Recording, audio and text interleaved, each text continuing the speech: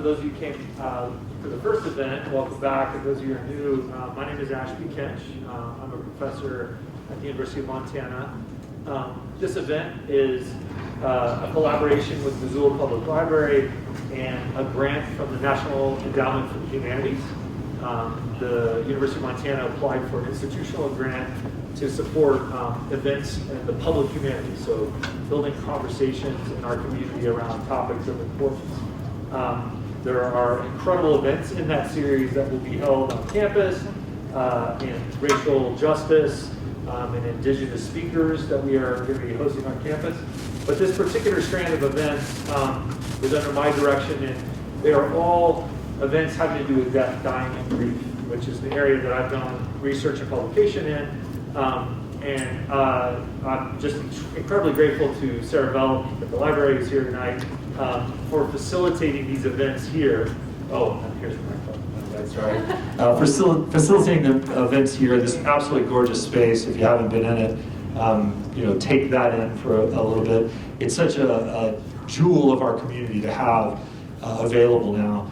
And especially coming out of the pandemic, if we are coming out of it, at this phase of the pandemic, let's say, it's great to be able to gather together. And I'm very happy to see so many people wearing their masks, but out here together as a group for our speaker today. So there'll be a series of these events throughout the spring. There'll be a film series running throughout the summer and into the fall. And then those are all in the Missoula Public Library. And then there'll be some other community events starting next fall. So this will be programming that will run throughout 2022 on various aspects of death, dying, and grief. So thank you very much for coming out. Larissa Fitzpatrick in the back of the room. It will be sitting around a sign-up sheet. If you want to put your email address down for that, if you want direct communications from me, if you have questions, you can put that down. Otherwise, I'm assuming you heard about the event through various in-town communication channels, either in Missoula Public Library's email list or the University of Montana. But we would encourage you to come back for more events, tell your friends. This is an exciting opportunity for our community to gather together and engage with one another on such an important topic. The library has some evaluation forms for the event here. I hope you don't feel over-evaluated, but they have some forms here, and I have one at the back as well that the NEH asks us to do to ask you questions, and it's really incredibly valuable feedback. After the first event, I got some really great feedback, and it's helped us adjust the events a little bit. So please fill those out if you're willing and able. And there are other materials from time to time throughout the year. Various partner organizations that work on death, dying, and grief may be here. We're not promoting any one of them, but we're allowing them to distribute material, and I think there's a flyer from one of those organizations here today. So thank you very much. That's all the preliminaries, but let me get to the most important thing, which is introducing Dr. Ruth Vanita. She's been a cherished colleague of mine for the 21 years I've been here. She came in 1997 to University of Montana. After already having a rich career before coming here in India, where she was instrumental in founding a journal of feminist literature, I think, and culture is what we should call it, right? A feminist literary journal. But has published numerous books and numerous articles, over 60 articles, just an incredibly accomplished scholar. Ruth is retiring this year, so we are, already grieving her leaving the community, but incredibly valuable colleague. And I want to make sure I get the name right, so I want to at least one attendee ask about Ruth's recent book, which is her first novel. It's called Memory of Light, which there are copies at Fact and Fiction if you want to read more of her work. But in any event, thank you for coming, and let's welcome Ruth Vanita.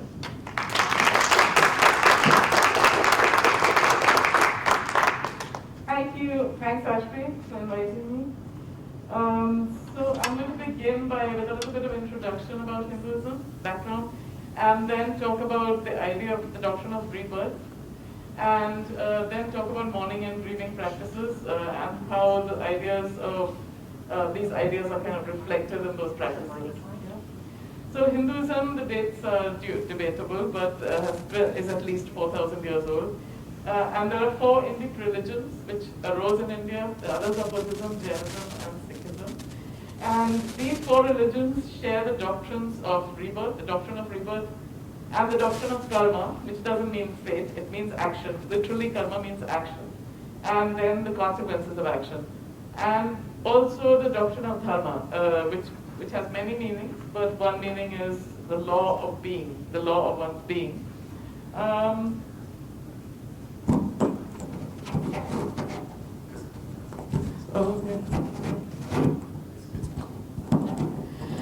Okay.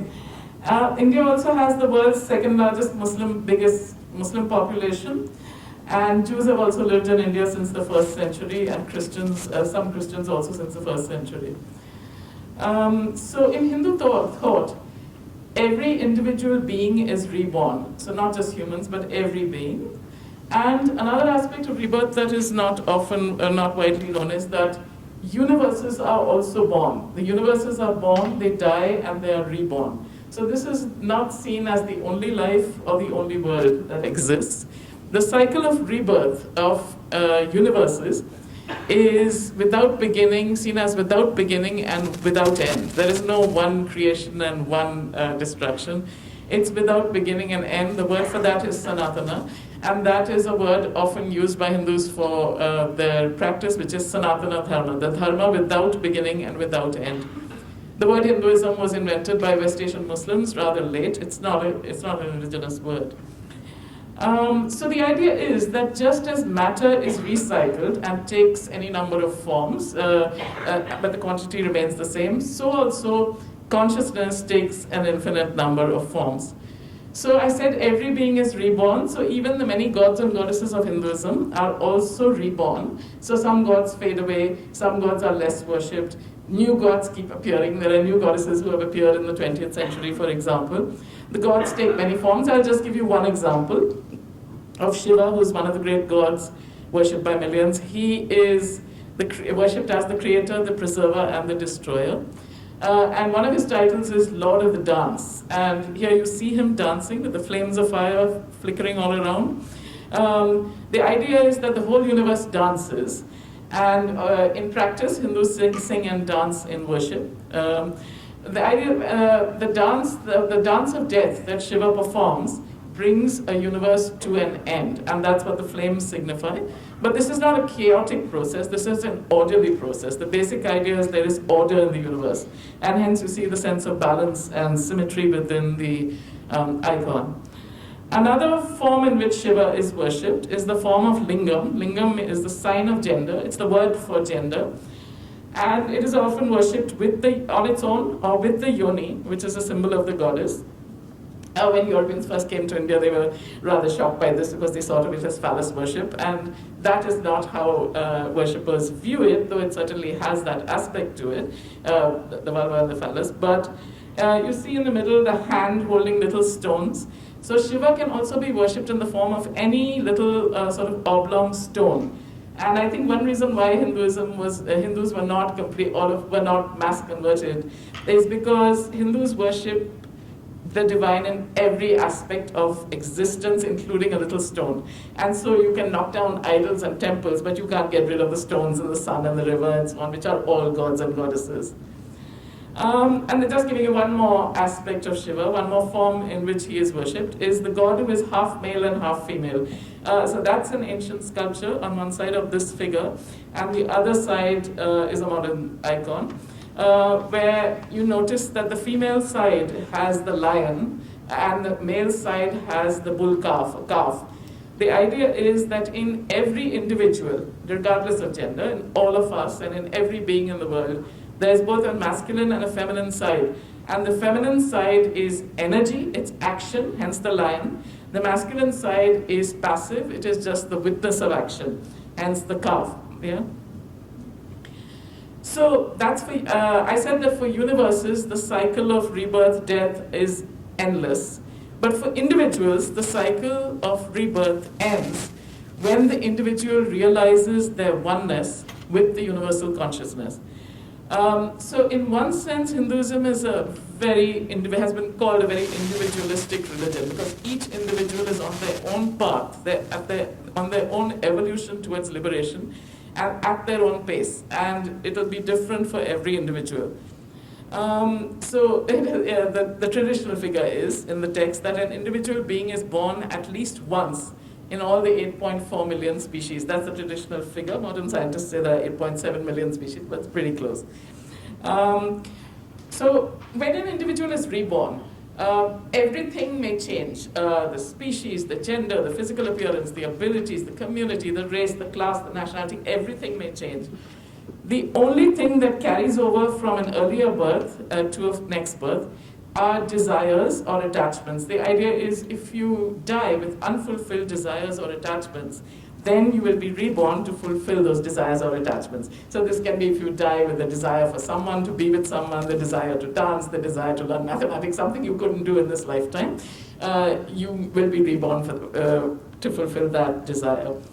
So the goal, therefore, is to be without desire or attachment at the time of death. And of course, the time of death is every moment, right? You could die at any moment. And so the idea is to be constantly in a state of non-attachment without desire. Then, when you die, you won't be reborn, and you'll be liberated and merged with the universal self, liberated from this endless cycle of rebirth. Now, so there are 4 aims, classical aims of life in Hinduism. The basis is dharma, stability, which means acting in the right way, that is dharma. The other 2 are desire and wealth. So desire and wealth are also goals of life. And the final goal is moksha, or liberation. So though we are supposed to, of course, want to be freed from rebirth, throughout history and in literature, and even when I've done like little surveys, and I'm still doing one survey, if you ask individuals, do they want to be reborn? Several say they do want to be reborn. So several say they don't want to be reborn, but several say they do. For something, to do something, to either be reunited with someone or to fulfill something, they want to be reborn. So that is an interesting aspect of the whole idea. So Hinduism is not as monotheistic, but it is monistic. Monism means that everything is one. Therefore, in Hinduism, there is no idea of ultimate evil, a devil, or damnation. Even people who are bad, tyrannical, etc., they are known as demons in the text, but they are also able to be liberated in their own time.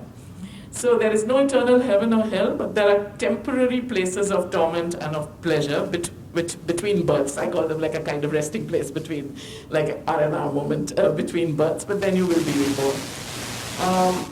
So Hinduism is not a conversion religion, because every individual is on their own path. There's nothing to convert. You can't really make anybody turn into yourself or change their pace of evolution. So talking about death, since nothing is ultimately evil, death too is a god. So death is an actual god who is worshipped. And also all gods and goddesses have a destructive aspect. So creation and destruction are not divided up as divine and demonic. All gods and goddesses have a creative and a destructive aspect. The god of death, the particular god of death, is also the god of dharma. And that makes sense, because dharma means the law of being.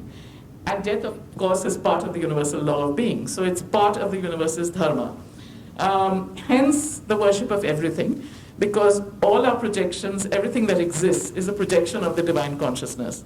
There's a famous text called the Katha Upanishad, in which there is this is a little section of it, which says that consciousness is not born, doesn't die. It is unborn, eternal, it cannot be killed, it does not kill, nor is it killed. The body is killed, but the consciousness is not. So I should mention that it's possible to be a Hindu and not believe in a personal God. I don't use the term atheist because that means something else. But you don't have to believe in a personal God in Hinduism. In fact, there are 6 to 8 schools of Hindu philosophy. Out of those, depending on how you look at it, at least 3 and maybe 4 do not require or do not mention any God at all. But the difference, why I said not atheism, is the difference is that Hinduism requires the idea that consciousness exists. Consciousness, or Atman, is the non-material principle. It's not exactly like soul, but it is spirit or self. So in Abrahamic religions, those two things go together. If you believe in God, you also believe in the soul. And in Western philosophy, if you don't believe in God, then you also don't believe in the soul or spirit, right? It kind of goes together. But in Hinduism, that's not the case. These are two separate things. You can believe in God, you can worship God, or you may not. But all Hindus think that consciousness exists. So that's the specific difference. So then the idea of the individual is, the individual consists of consciousness plus a body and a mind.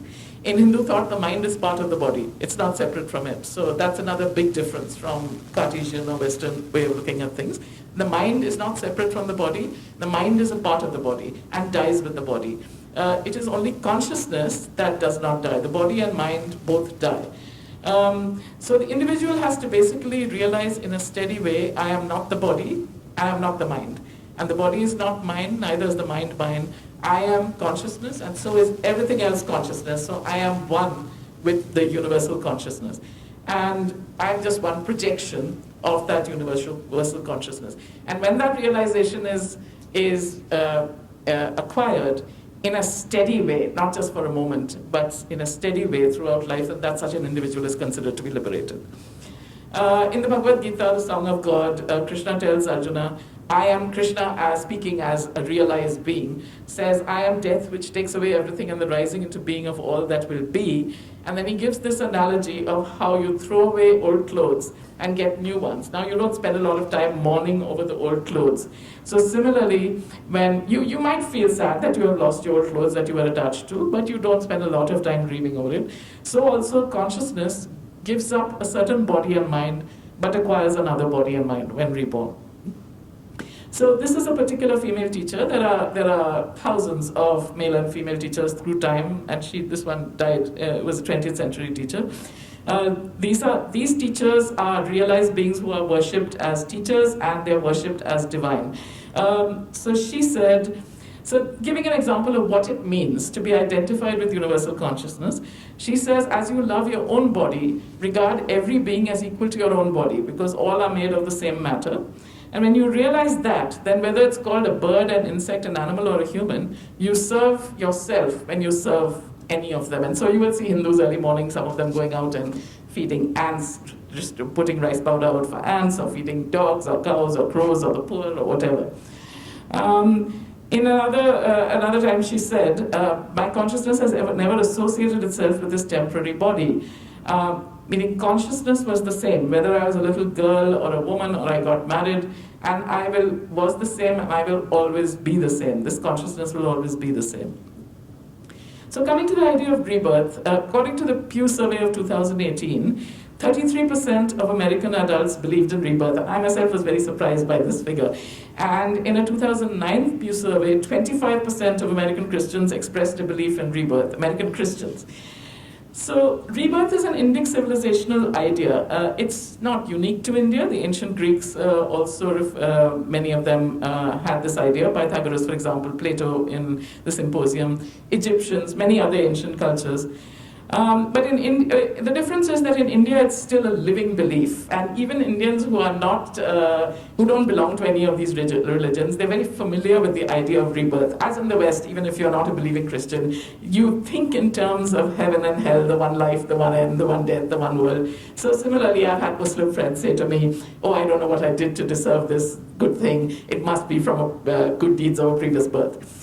So there's often a playful reference to rebirth in everyday conversation. So coming to mourning practices, Hindu mourning practices reflect these concepts. So the body is cremated, as in many ancient cultures, and it returns to the elements. It is put into the fire. Fire is a major god, a purifying force, which is worshipped on all major occasions. For example, at a wedding, the couple walks around the fire either 4 times or 7 times. Fire is always part of worship. Indian languages also reflect this understanding of death. The Sanskrit word for death is dehanta. Deha is the body, anta is end. So it literally means the end of the body, not the end of life, the end of the body. And this word is part of everyday life as well. There are a few Hindu sects, small ones, that practice burial, but most practice cremation. In terms of mourning practices, So traditionally, mourners wear white. I should say even Indian Muslims, I don't know about Muslims in other parts of the world, but Indian Muslims also in mourning traditionally wear white. In India, white is the color of purity, but also the color of mourning. It is not the color worn by brides. Brides wear red, which is the color of desire, of action, of energy, of life, the color of the goddess. So the body is usually cremated within 24 hours. You're not supposed to keep it for very long, and that could have to do with many parts of the country, not all, being very hot for most of the year. Mourning traditionally continued for 13 days. So what you do is you sit after the body has been cremated, everybody in the family sits on the floor dressed in white. No food is cooked in the house. The food is brought by friends and neighbors. And people come to visit, those who couldn't attend the funeral or whatever, they come to visit or to sit with the family. They would come and sit on the floor with them for whatever amount of time and leave. Now these days, of course, especially in cities when everyone is so busy, the period has been shortened from 13 days to 4 days, in some communities to 3 days, and so on, this mourning period, when you don't work and you don't cook and so on. When the body is carried to the cremation ground, so it is traditionally carried on an open bier on the shoulders, and traditionally in most communities only men used to go to the funeral. These days women, in some communities women also go, and when there is no man to actually perform the cremation, there are women who also do that. The chant is very interesting. There are many chants, but one of the most common chants is Ram Naam Satya Hai, Satya Bolo Gatya Hai. And this means the divine name is real. Ram means the divine which pervades everything. So it is all pervasive. That's its literal meaning. So that which pervades everything is real. Say it, reality is ever going, is ever moving. The word gatya, it's hard to translate, it's always moving. Gati, it's always from the same root as the word gate, G-A-I-T. It is always moving, it's always going. So the understanding of death is it is always moving, and it will be, things are reborn, that's also a form of movement, right? So at the actual cremation, these days a lot of the cremations happen in electric crematoriums, and then all of this cannot be done. Some of the rituals are done, but some cannot. But in the traditional cremation, which was with wood, the chief mourner cuts off all hair, leaving only one strand of hair. That's similar to the ancient Greeks who also used to cut the hair off, and then walks around the pyre carrying a water pot. So you can see him here with the water pot on his shoulder, made of clay. The pot is made of clay, and then smashes the pot.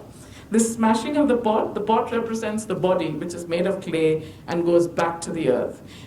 There's a lot of use of this metaphor in the scriptures, where for the whole idea of say you put a water pot in the water and it floats, and then there is water in the pot and water all around it.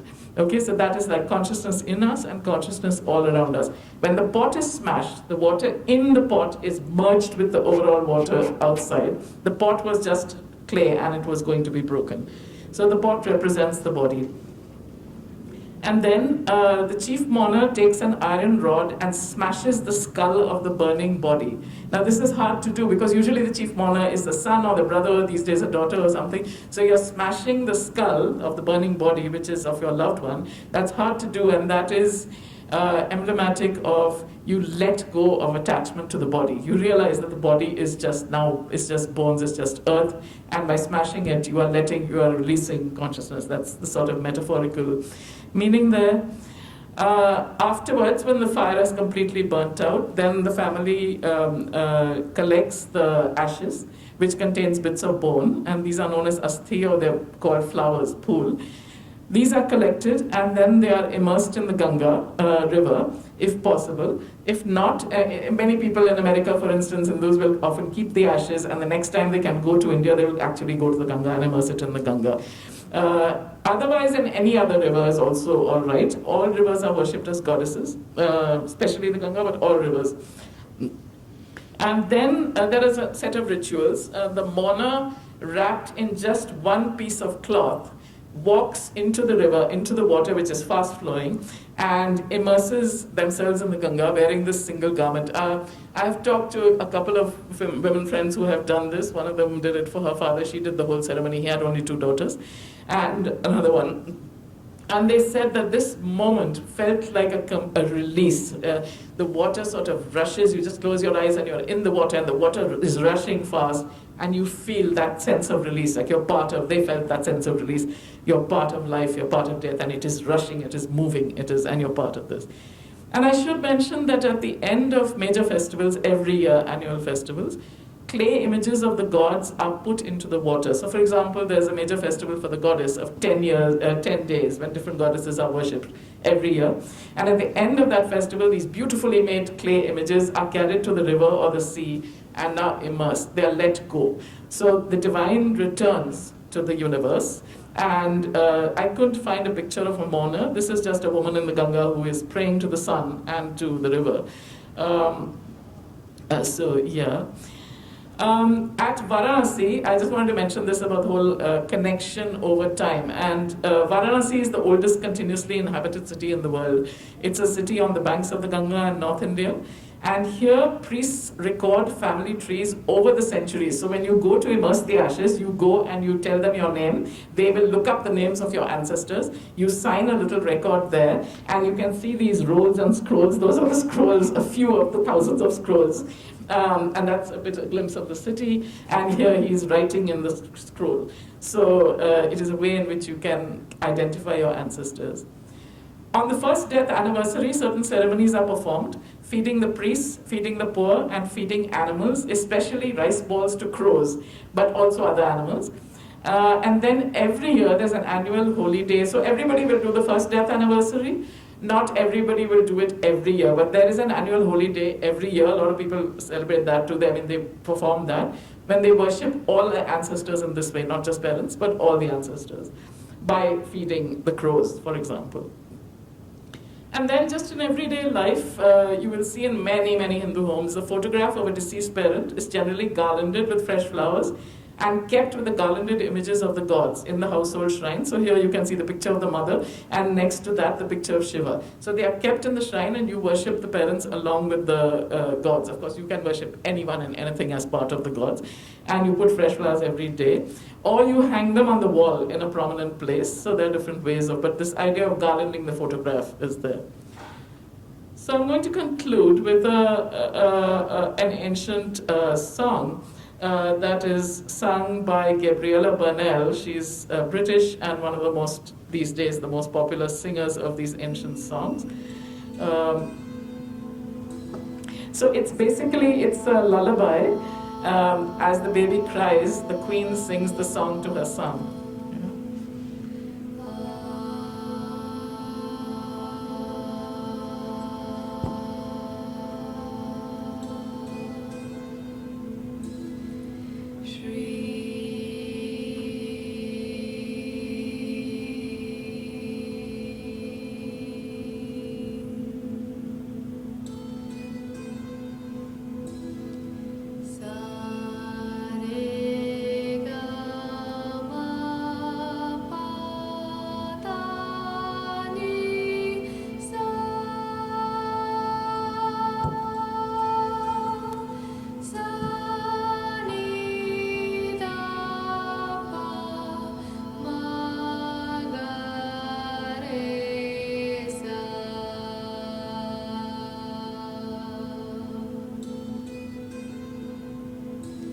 शुद्धोऽसि बुद्धोऽसि निरञ्जनोऽसि संसारमाया परिवर्जितोऽसि संसारस्वप्नं त्यज्य मोहनिद्रां मदालसोल्लापनुवाच पुत्रम् शुद्धोऽसि रेक्तात्तनतेऽस्ति नाम कृतं नीते कल्पनयाधुनैव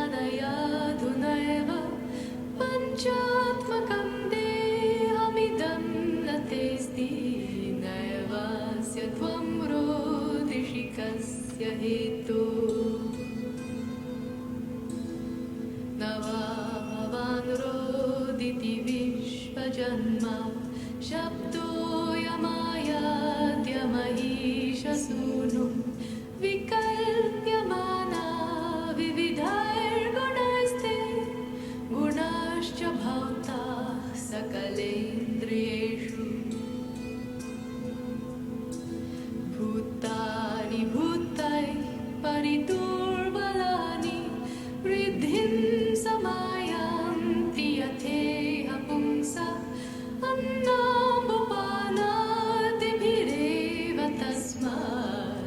तेऽस्ति वृद्धिर्न च तेऽस्ति हानि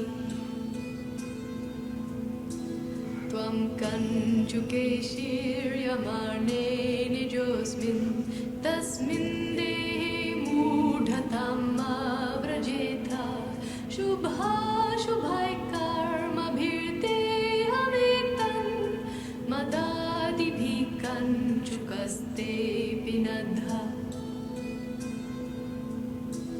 तातेति किञ्चित् तनयेति किञ्चित् अम्बेति किञ्चित् धैतेति किञ्चित् ममेति किञ्चित् न ममेति किञ्चित् त्वं भूतसङ्घं बहुमालपेता दुःखानि दुःखोपशमाय भोगान् सुखाय जानाति विमूढचेता तान्येव दुःखानि पुनः सुखानि जानाति विद्वान् न विमूढचेता यानं क्षितौ तत्र गतश्च देहो देहेऽपि चान्यः पुरुषो निविष्टः मम त्वमूर्व्यां न यथा तथास्मिन् देहेति मात्रं बत मूढतर्षा शुद्धोऽसि बुद्धोऽसि निरञ्जनोऽसि संसारमाया परिवर्जितोऽसि संसारस्वप्नं त्यज मोहनिद्रां मदालसोल्लापनुवाच पुत्रं मदालसोल्लापनुवाच पुत्रं मदालसोल्लापनुवाच पुत्रम् शुद्धोऽसि बुद्धोऽसि निरञ्जनोऽसि शुद्धोऽसि बुद्धोऽसि निरञ्जनोऽसि शुद्धोऽसि बुद्धोऽसि निरञ्जनोऽसि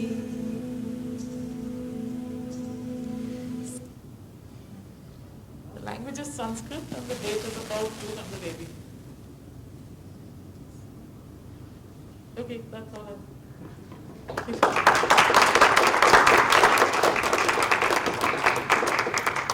So we have a microphone at the back. If anyone has questions, the idea is open up a community conversation around that, the contents of Dr. Vanita can respond to any questions or comments you have. Larissa, just put your hand up, and Larissa has a microphone and bring that around to you.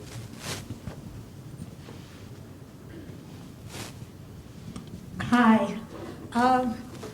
I've been thinking about something recently that's sort of changed my attitude. I had always thought that I wanted to be cremated. I'm a yogi, so we know each other. And anyway, I thought I always wanted to be cremated and then put in my will for someone to take my ashes over to put into the Ganga. But with climate change the way it is, I'm thinking that might not be that great of a thing, because by burning the body, whether it's by natural gas in a crematorium or by burning the wood, you're putting more CO2 up into the atmosphere. And so it just makes me very curious about whether that's the right thing to do at this time, here and now. Even though that said, I understand that everything, this is Maya and it's all delusion and everything like that, but we're living in it. So anyway, just a thought. Sure, I think that.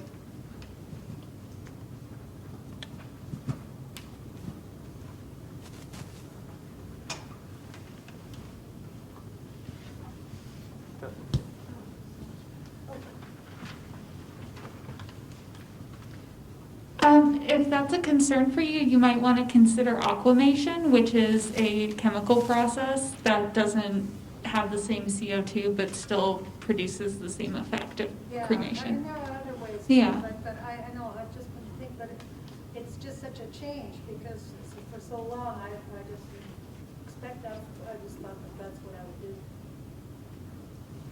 Anyway, just thank you very much though, but I have heard of that. It's a good option.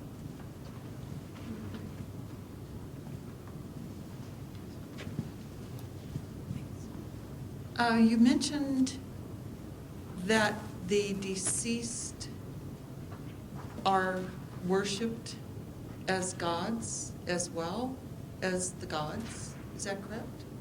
As a manifestation of the divine. So all the gods are also manifestations of the divine consciousness, and so is everyone and everything. So you can worship the mountain, the sun, your daughter, your wife, your father, your teacher, so everybody at some time in life is worshipped as a manifestation of consciousness. And yes, the dead parents, particularly and dead teachers, not just any deceased, but dead parents and dead teachers are often worshipped, are kept with the images of the gods, at least their pictures. I see, okay.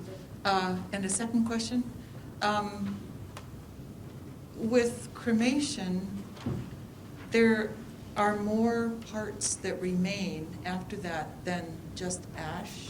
Mm-hmm. So are those parts disseminated as well in the river? Is that Yes. right? Okay. That's why they're called bones, asthi. So asthi means bone. So yeah, the bones and whatever is left just immersed in the river.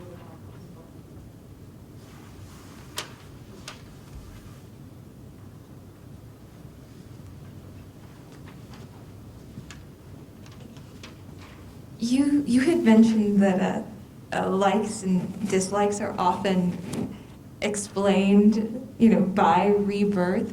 To what degree, is the individual life in Hinduism governed by previous lives?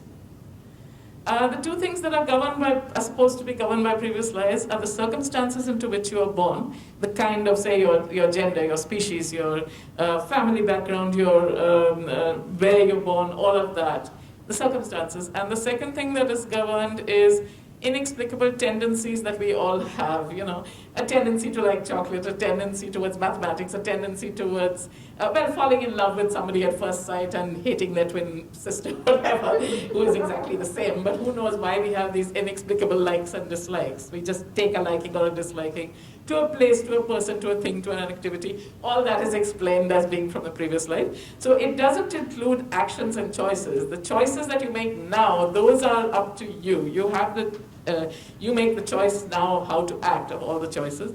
And then the actions you perform will have further consequences. But that is your decision. Yeah. Mm-hmm.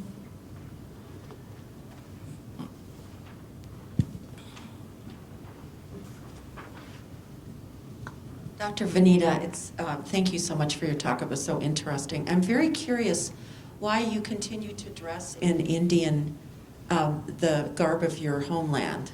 And can you tell us the significance of the dot on your forehead? The bindi, it's called the bindi. It has various significances. These days, it's mostly very often just cosmetic. It's supposed to be beautiful and light up your face. I don't know if it does, but that's the idea. But traditionally, other meanings, red is the color of the goddess. Circle is, in most cultures, stands for eternity, the endless cycle. And so it is often seen as a symbol of the goddess. For other gods, there are other forehead markings you can make if you're worshippers of other gods. But yeah, this is the symbol of the goddess. And why do I wear the clothes from India? Why do you wear the clothes from America? For the same reason, I guess. Well, I think just you, I think, Dr. Ashby said that you've been here 20 years. I'm just curious.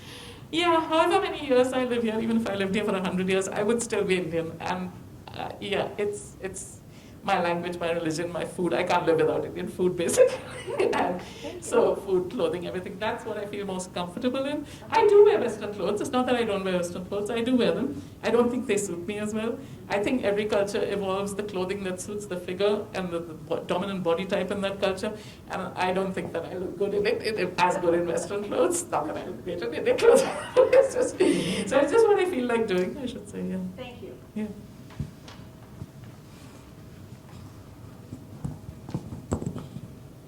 I was wondering, Professor, how the philosophical schools distinguish between consciousness, Atman, and mind. What are the faculties of the mind, and what does the mind consist?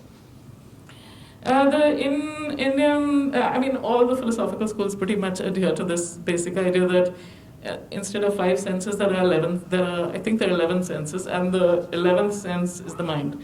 So the mind is basically the brain, which is part of the body, and the mind has, there are no different words for mind and heart in Sanskrit. So mind and heart are the same thing. So it includes feelings, not just thoughts, but thoughts, feelings, and all of that. And that is something temporary. It's changing all the time. As you grow older, your feelings, your thoughts, everything changes, right? And just as your body changes. So the mind is part of the body in that sense. It's a faculty that is connected to the body, not separate from the body, that can make mistakes. We look at the sun and it looks like a small gold disc, but it's actually not something very different, right? Our senses make mistakes, and we know that our minds can make a lot of mistakes too, right? We misremember things, we see things wrongly. So mind is an organ of perception, and like the other senses, it's an organ of perception, and it can be misled, and it is temporary, it's changing, and it ends with the body, basically. This particular mind, which tells you that you are this person with this name, and this mind will end when the body ends. That's the idea. Whereas consciousness won't. So that's the idea, at least. So I see a difference in, I feel like in Western culture we have a dichotomy between the mind and the body, and often the mind is more superior, that rationality over emotion. And there's something different with this where the mind and the heart are the same, which I like a lot. How does that relate to separateness of the consciousness is eternal and universal, correct? So I'm curious on your thoughts of the difference between the mind-body dichotomy and the Hinduism. Yes, you're quite right. At least in the modern world, this mind-body dichotomy can be traced back to Descartes, the philosopher Descartes, and that Cartesian way of thinking is the dominant, not the only way, but one of the dominant ways of thinking in modern culture. And Descartes says, I think, therefore I am. He doesn't say, I feel, therefore I am. If he said, I feel, therefore I am, then it would be very different, wouldn't it? So when you say, I think, therefore I am, you're saying the mind is more important. Descartes, in fact, says, it would be great if none of us had bodies. If we were just born as adult minds, that would be great. The body is always getting in the way of my thinking and I'm trying to think and work, but I have to go to the bathroom, I have to eat, this is very annoying. He finds the body a burden. So, whereas the consciousness, the idea of consciousness in Hindu thought is, not just Hindu thought, I think this is in other systems as well.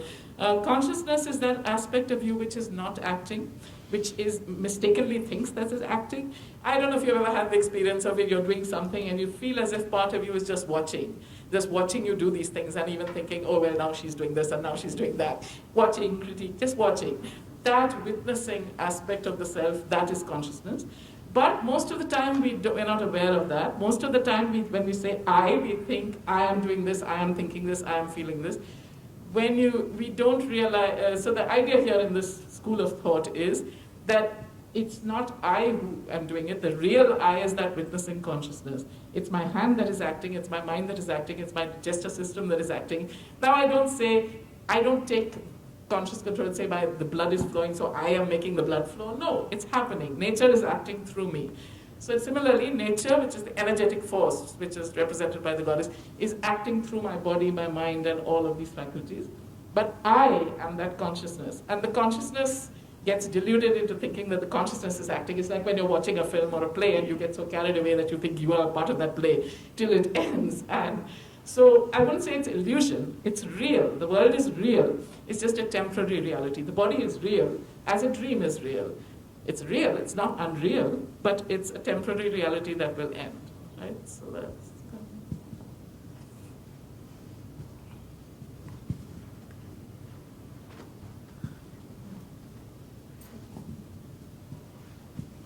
So I'm wondering how a child is raised within the tradition, since the concept seems so advanced. I'm guessing, is it from being around the ritual and just growing with it, or are there formal teachings for children? Depends on the family and the community and the region. Overall, children are very much indulged, traditionally, very much indulged and just allowed to get away with pretty much anything. Krishna is worshipped as a mischievous child. So one of the interesting things about Hinduism is that gods are not addressed as father. Mother, yes, but not father. Gods are in fact loved as children. So I am the parent and Krishna is the child. It's an unconditional kind of putting up with the mischief of a child. Similarly, it's an unconditional putting up with the universe as it is because it's a play of God. That's the idea. So that expresses this idea of unconditional sort of putting up with everything a child does, on the one hand. And then on the other hand, there are definitely ceremonies of initiation. There's the first rice eating ceremony, there's the sacred thread ceremony, where the beginning of studies at the age of about 11, 12, before the age of 13, starting to study, etc. But these days, of course, most children get the ideas through various ways, through the stories the parents tell, through the things that parents say, through going to the temple, through worshipping. You're just immersed in it. And you just, even if you don't go to the temple or worship or anything, you grow up with a lot of the stories. And many of the stories have symbolic meaning. They stand for something. You hear songs all the time. There's annual festivals where the whole theater, and so there's many ways in which you imbibe these ideas. It's interesting that if you ask even totally uneducated Hindus on the street, they give you the basic ideas. You ask them, oh, well, there's this God and that God, so which is the real God? They'll say all the gods are one. Yes, this God and that God, or the Muslim God, the Christian God, they're all one. And yet my particular God is very important too. So there's that idea of manyness and oneness. They have the idea of liberation. And my father died, so this very, not totally illiterate, but semi-literate woman, she said, may he have a better... may he have a good birth, the next birth be good. So everybody knows the basic doctrines of dharma, karma, rebirth, and all of these ideas. Can I follow up on that about karma? So that's maybe the obverse example of the one you gave, where in Indian society people may not be deep believers, but they'll still deploy the ideas. In the West, people use this term karma all the time.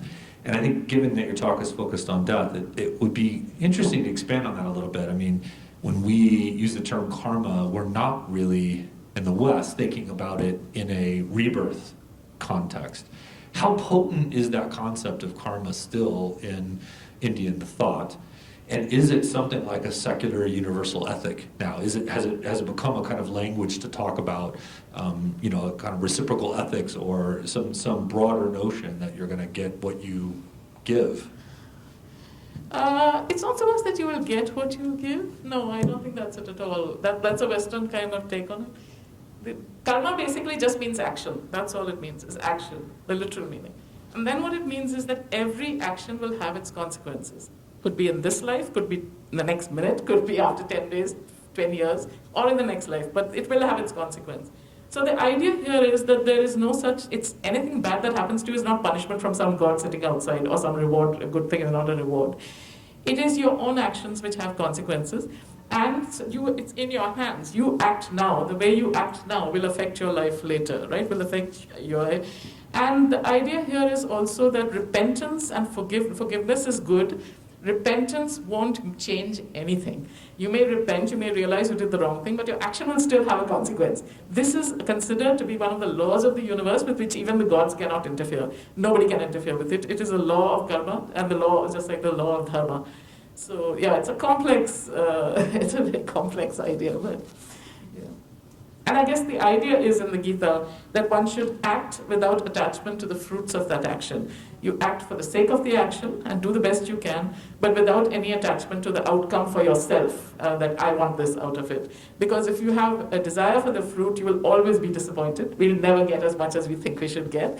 And you'll be frustrated, you'll be angry. And so if you act just for the sake of the action, then you don't accumulate all these desires and attachments which will make you miserable and also will cause a next birth.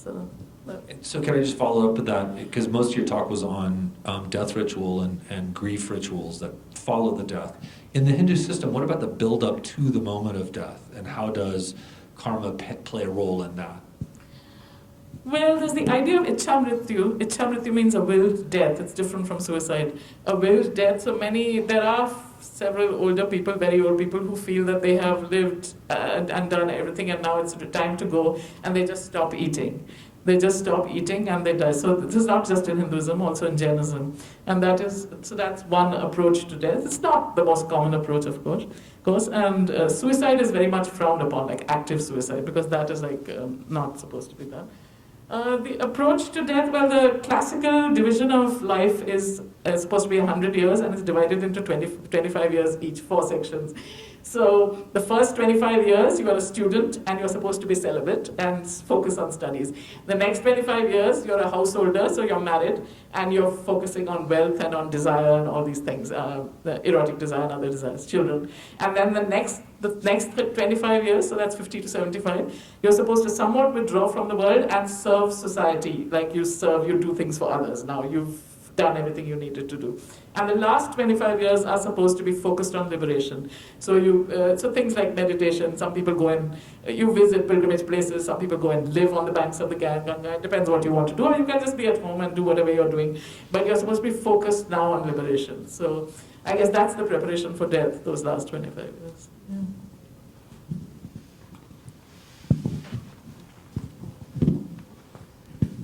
May I ask, you had mentioned, people like Plato having, philosophies of rebirth. And I mean, as I understand it, in Plato, there's a very specific and strict hierarchy of how your soul will be reborn based on how you live. And that follows a very, reborn as a woman or as an animal or, a fish if you don't deserve to breathe pure air or something. Does Hinduism have hierarchies of the kind of life you might be reborn as in terms of karma, or is it just matter is matter, life is life? Well, it's always yes and no. So there is an idea of hierarchy for sure. The human life is considered to be the highest form of life. Why? Because humans have a mind that is capable of focusing on liberation. So whereas all beings are unconsciously wanting liberation, human beings can consciously want it and focus on it and do something about it. So that's why it's considered to be the highest form. On the other hand, having said that, there are also many exceptional animals and birds that are supposed to have achieved liberation in the animal body and are worshipped as gods, like Hanuman, who was a monkey who is worshipped, one of the most widely worshipped gods in India. So it isn't that animals cannot achieve liberation. Some exceptional ones can, but in most cases, you don't want to be reborn as an animal. On the other hand, there are also funny folk stories about that. There's a story about a man who is a very greedy businessman and he has not behaved very well throughout his life. So when he's dying, he asks somebody who can see the future, like, what am I going to be born as and what's going to happen? And he says, well, you have behaved very badly, so you're going to be a maggot in the ditch outside your house. So he immediately calls his sons and says, now when I die, please look, and if there's a maggot in that ditch, kill it at once. I don't want to live as a maggot. So they say, fine. So when he dies, they go out and look in the ditch, and there is a maggot, and they're about to kill it, and the maggot says, no, leave me alone. I'm very happy being a maggot. So there is a sense that we may think it's a lower life, but the creature itself may be perfectly happy being itself, right? There is that idea too. But that being said, there is a sense that the Gita says that the best birth is a birth in a family of yogis, a family that is focused on liberation. That will give you the best circumstances for you to focus on liberation. Your family does matter. So being born in a family devoted to wisdom, that's the best type of birth.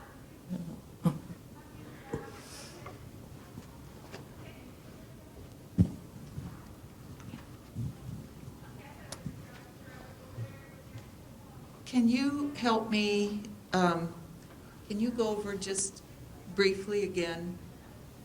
I think I understood you to say that desires and attachments are the only things that come with the rebirth. Is that correct to begin with? That's correct, but also circumstances. The circumstances of rebirth will be conducive to what you were desiring in your previous life. So when the desires and attachments you died with, you will be born with those tendencies and those desires, those attachments.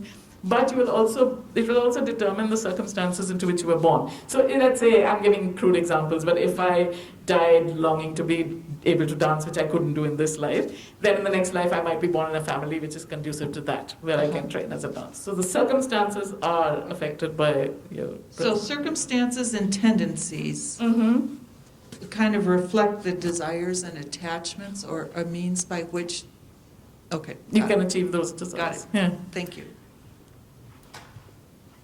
So, for instance, the whole idea of transgender is very easily understood in India, much more easily than lesbian and gay, because the idea is I'm a female soul trapped in a male body. That is perfectly well understood. It means in a previous life you were a woman, you wanted to be a woman, somehow you got into a male body. So that is much better understood, I think. It's easy for anyone in India to understand because of this concept of rebirth.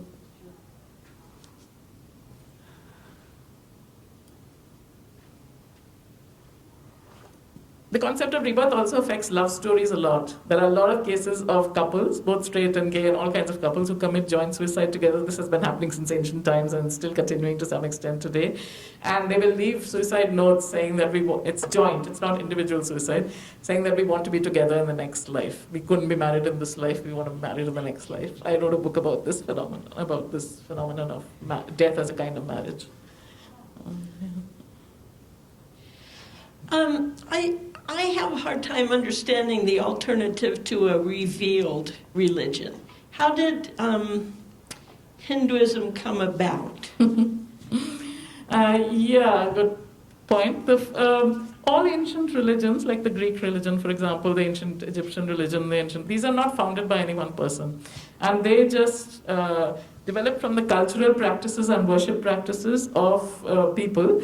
And Hinduism has a very wide range. In this kind of brief talk, I'm giving basic doctrine, so it sounds as if it's unified. It is unified in one sense, but it's also extremely diverse. So people do a whole range of different things, completely different things.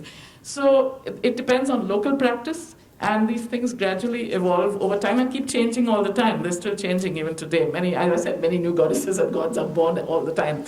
So there are teachers, but no one teacher is attributed. So the ancient scriptures, the most ancient scriptures, the Vedas, around 1500 BC, those are considered to be revealed, but revealed not to any one person, to a whole series of sages, both male and female, who wrote these the parts, the hymns and the text. So there's an element of revelation, but that's not the only or the most important thing necessarily, so if that makes sense. Hinduism is the only one of those ancient religions, non-monotheistic religions, that has actually survived, the most ancient religions. And the ones like all the rest, the Greek, the Roman, the Egyptian, the Mesopotamian, they all succumb to conversion. So Hinduism is the only one that is different.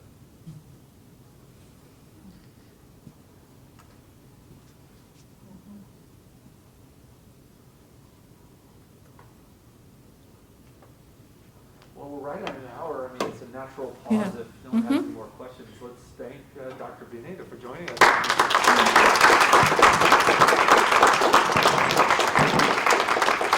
Thank you all for coming. Please drop evaluations on the table on the way out and grab flyers. And of course, feel free to come and chat with either me or Ruth if you have other questions. And we'll see you at a future event. Thank you for being here.